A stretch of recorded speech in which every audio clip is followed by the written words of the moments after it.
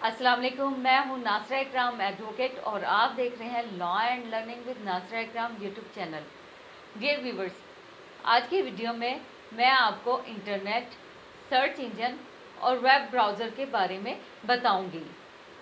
Internet मुख्तलिफ computer और networks के साथ कनेक्ट होता है जो कि इंफॉर्मेशन को ग्लोबलाइज शेयर करने की परमिशन अलाउ करता है। ये डिफरेंट प्रोटोकॉल्स के साथ कनेक्ट होता है। सर्च इंजन, जैसा कि उसके नाम से जाहिर है, सर्च करना, तलाश करना। किस इंजन से मुराद कोई भी प्रोग्राम, किसी प्रोग्राम के थ्रू कोई भी इंफॉर्मेशन सर्च करना या वेब पेज सर्च करना। वेब ब्राउज़र यानी वेबसाइट को ब्राउज़ करना डिफरेंट ब्राउज़र्स यूज़ करके। चलें अब इनके थोड़ा डिटेल में ओवरव्यू लेते हैं। Internet, the internet is a global network of interconnected computers and computer network। यानी इंटरनेट ग्लोबलाइज नेटवर्क है, यानी पूरी दुनिया में फैला हुआ एक नेटवर्क है जो कि इंटरकनेक्ट होता है कंप्यूटर और कंप्यूटर नेटवर्क से। यानी डिफरेंट कंप्यूटर्स और नेटवर्किंग के थ्रू एक दूसरे से कनेक्ट होते हैं और इंफॉर्मेशन शेयर कर रहे होते हैं। It allows the exchange of information and data across the globe. और ये इन कंप्यूटर्स के थ्रू पूरी दुनिया में किसी भी हिस्से में बैठकर ग्लोबलाइजली कोई भी इंफॉर्मेशन शेयर कर सकते हैं। It operates on a set of protocols including the Transmission Control Protocol TCP and Internet Protocol यानी IP। Search engines are specialized programs that help users find information on the internet। यानी search engine का काम क्या है कि वो user को facilitate करता है या हेल्प करता है कोई भी इंफॉर्मेशन सर्च करने में। They index web pages and create database which user can query using keywords और phrases. The search engine the nature returns a list of relevant result. यानी इंटरनेट पे बैठ के हम कुछ भी सर्च करते हैं तो सर्च इंजन उसका हमें आउटपुट यानी रिज़ल्ट देता है। बिलफर्ज अगर हम कोई वेबसाइट सर्च कर रहे हैं तो हम उसका URL या वेबसाइट हम टाइप करते हैं, या हम कोई हेल्प के बारे में या एजुकेशन के बारे में कुछ जानना चाहते हैं तो वो रेलिवेंट टॉपिक हम ब्राउज़र में लिखते हैं तो वो सर्च इंजन जो है उसे ब्राउज़ करके या सर्च करके उसका रिज़ल्ट हमें दिखा देता है। इसके लिए डिफरेंट सर्च इंजन्स हम यूज़ करते हैं जिसमें Google, Bing, Yahoo, DuckDuckGo भी शामिल हैं। Number 3, web browsing. Web browsing refers to the activity of navigating the world wide web using a web browser. World wide web का मतलब है www। आपने अक्सर देखा होगा कोई भी वेबसाइट जब हम सर्च करते हैं तो उससे पहले www.pk.government इस तरह से जो भी वर्डिंग लिखे होते हैं, यानी वो एक डोमेन होती है किसी वेबसाइट की जिसे हम ब्राउज़र के थ्रू सर्च करते हैं और वो स्पेसिफिक जो पेज है या वेबसाइट है वो ओपन होके रिजल्ट में हमारे सामने आ जाती है। Web browser is a software application that allows users to access and view web pages. यानी ये एक सॉफ्टवेयर है जो कि यूज़र को जो उसके रिक्वायर्ड पेजेस हैं वो ओपन करके दिखा देता है।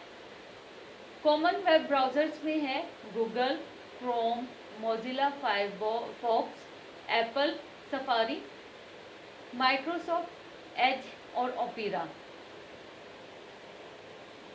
ब्राउजिंग के हवाले से कुछ की कॉन्सेप्ट्स हैं, कुछ कॉन्सेप्ट्स हैं कि ये वेबसाइट होती क्या है, www से क्या मुराद है और ब्राउज किस तरह से हो रहा है, ब्राउजिंग है क्या।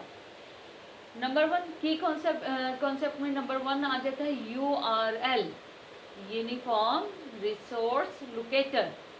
This is the address used to access resources on the web. It typically starts with HTTP colon और it follows by the domain name. इसको मैं आप एक एग्जाम्पल के साथ एक्सप्लेन करती हूँ. जैसे मेरी वेबसाइट है https://lawandlearning99blogspot.com. ये मेरी वेबसाइट की डोमेन का नेम है. जब कोई इसे सर्च करेगा तो मेरी जो वेबसाइट है उसमें जो कुछ मटेरियल वहाँ मौजूद है वो ओपन करके उसे देख सकते हैं. जब भी हम कोई वेबसाइट क्रिएट करते हैं उस पर हमें कोई डोमेन अटैच करनी होती है. ये www डोमेन को शो करता है, ये https भी डोमेन को ही शो कर रहा होता है. और उस डोमेन में या उस वेबसाइट पे जो भी हमने मटेरियल रखा, जो भी हमारे पेजेस मौजूद होते हैं, उनके लिए एक स्पेसिफिक लिंक क्रिएट हो जाता है जिसे https से आगे उस पेज का लिंक या उस पेज की डिटेल लिखी हुई होती है. नंबर 2 वेब पेजेस, जैसे मैंने अभी एक्सप्लेन किया, ये उसी बारे में है.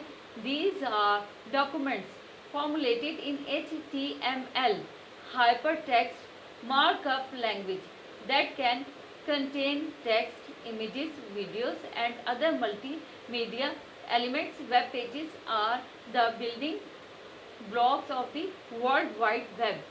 यानी जैसे मैंने अभी आपको एक्सप्लेन किया कि वो जो मैंने वीडियो या कोई इमेज या मैंने कोई आर्टिकल लिखा और वेबसाइट पर अटैच किया तो उससे रेलिवेंट जो एक लिंक क्रिएट हो जाएगा वो HTML कहलाएगा.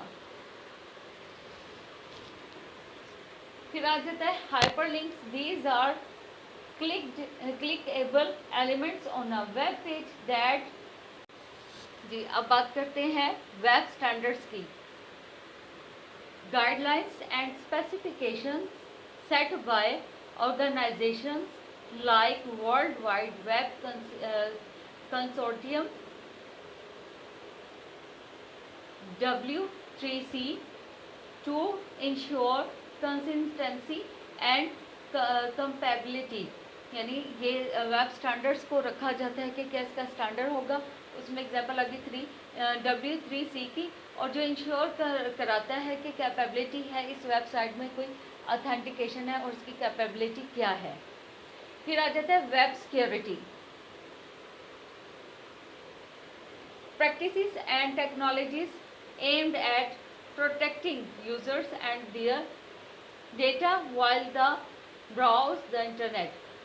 सिक्योरिटी से मुराद ये है कि जब अगर कोई डेटा को ब्राउज करता है तो उसको प्रोटेक्शन हासिल हो, उसमें कोई किसी किस्म की हाईजैकिंग या डिफरेंट किसी हैकिंग वगैरह कोई ऐसा एलिमेंट शामिल ना हो सके. इसकी एग्जांपल आ जाती है HTTPS, जैसा मैंने आपको यहाँ बताया लिंक का. और सेकंड आ जाती है secure connections manages against various cyber threat. अब सिक्योर कनेक्शन होगा तो उसमें साइबर के जो प्रोटेक्शन है वो भी उसको प्रोवाइड की जाएगी. ये था आज के लेक्चर का ओवरव्यू. उम्मीद है समझ आया होगा. मिलते हैं नेक्स्ट वीडियो में नए लेक्चर के साथ.